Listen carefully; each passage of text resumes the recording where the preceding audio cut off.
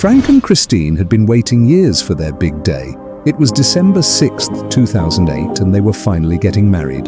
Friends and family were all smiles, celebrating the couple's happiness. Frank, overjoyed, made a heartfelt promise to always stay by Christine's side. Christine, on cloud nine, imagined their future and children.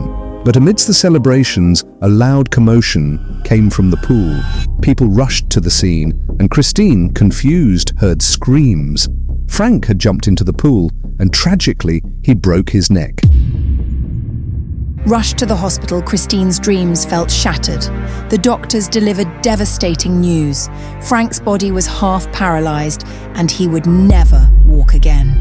From that moment, Christine's life became dedicated to his care, and Frank fell into despair, feeling like a burden. Months later, motivational speaker Tony Robbins learned about the couple's story. He decided to intervene, determined to change their lives. His method was unconventional. The first thing Tony proposed? Skydiving. Frank and Christine were puzzled. Had Tony even heard their struggles? But Tony was serious. His goal was to show that despite Frank's condition, he was still powerful. 24 hours later, Frank was 20,000 feet in the air, strapped to a parachute and about to jump from a helicopter.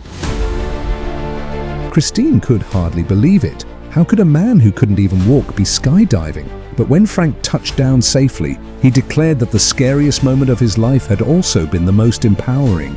Seeing Frank land gave Christine new hope. She embraced Tony's next challenge.